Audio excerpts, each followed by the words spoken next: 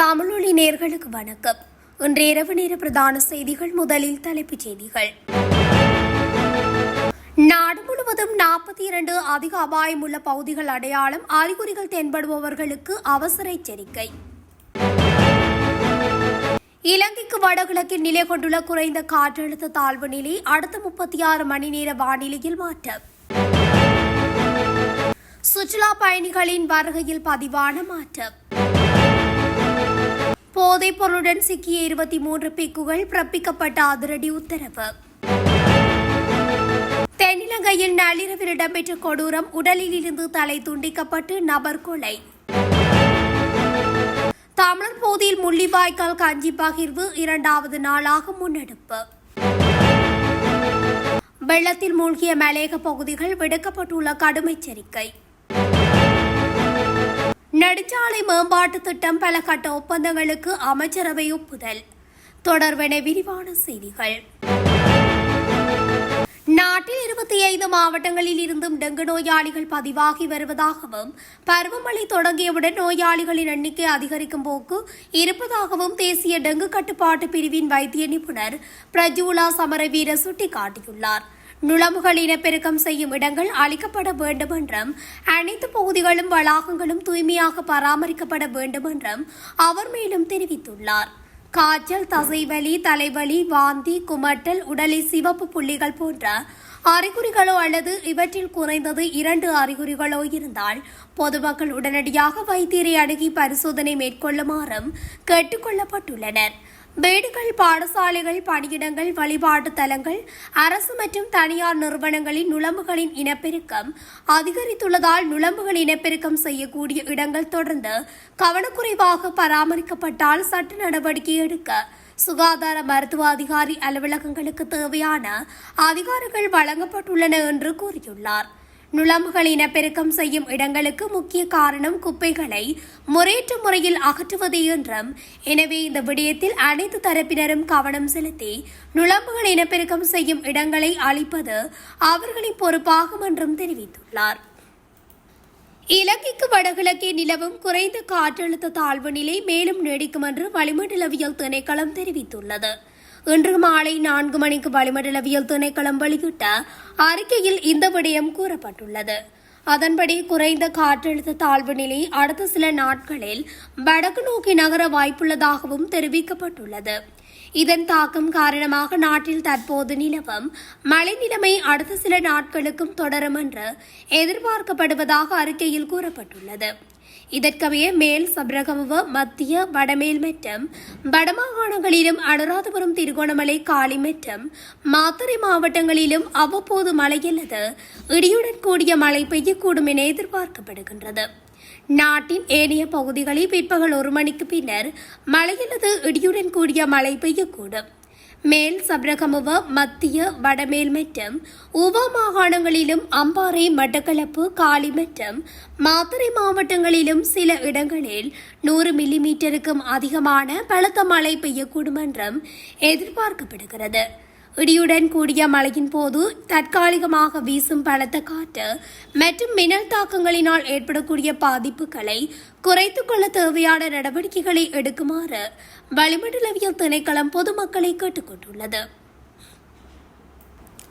மே மாதத்தின் முதல் 10 நாட்களில் 46,606 சுற்றுலா பயணிகள் இலங்கைக்கு வருகை தந்துள்ளதாக இலங்கை சுற்றுலா அபிவிருத்தி அதிகார சபை தெரிவித்துள்ளது. வெளியிடப்பட்ட சமீபத்திய தரவுகளின்படி இந்தியாவிலிருந்து 18,533 சுற்றுலா பயணிகள் வருகை தந்துள்ளனர்.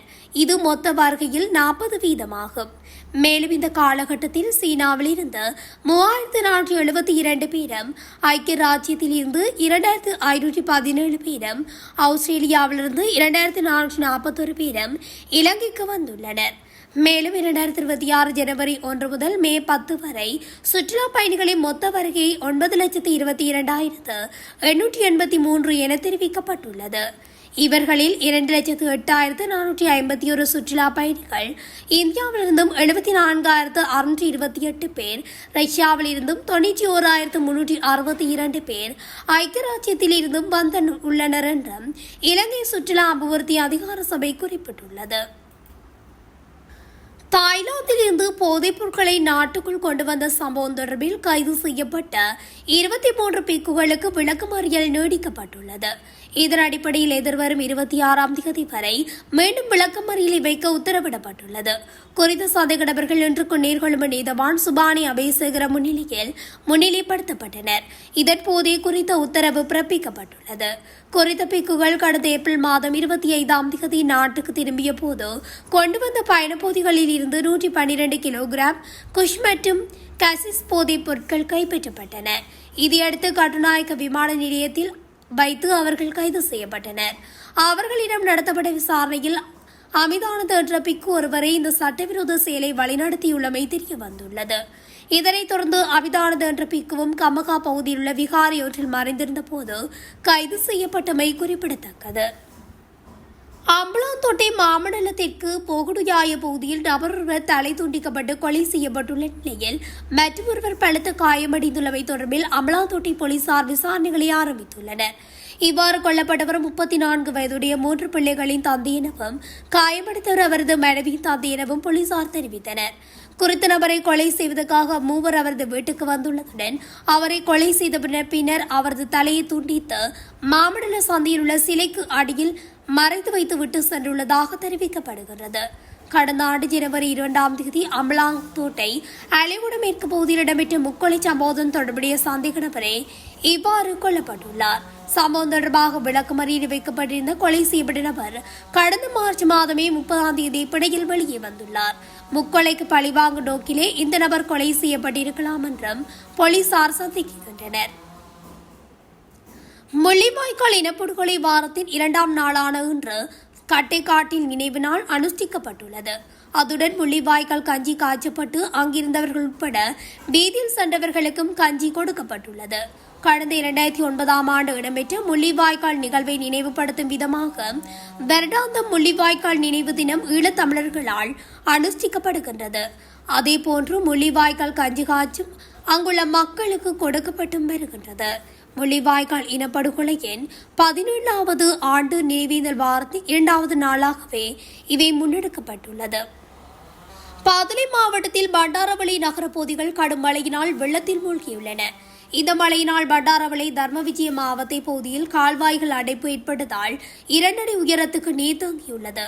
இதன் காரணமாக அப்பகுதியில் போக்குவரத்து நடவடிக்கைகள் பாதிக்கப்பட்டதுடன் பாதசாரிகள் மற்றும் வர்த்தக நிலைய உரிமையாளர்களும் பல்வேறு சிரமங்களை எதிர்கொண்டுள்ளனர்.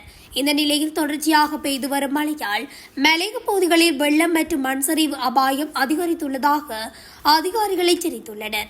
இதனிடையே பொதுமக்கள் அவதானத்துடன் செயல்படுமாறும் கால்வாய்களை மறைக்கும் வகையில் குப்பைகள் போட வேண்டாம் எனவும் அறிவுறுத்தப்பட்டுள்ளமை குறிப்பிடத்தக்கது.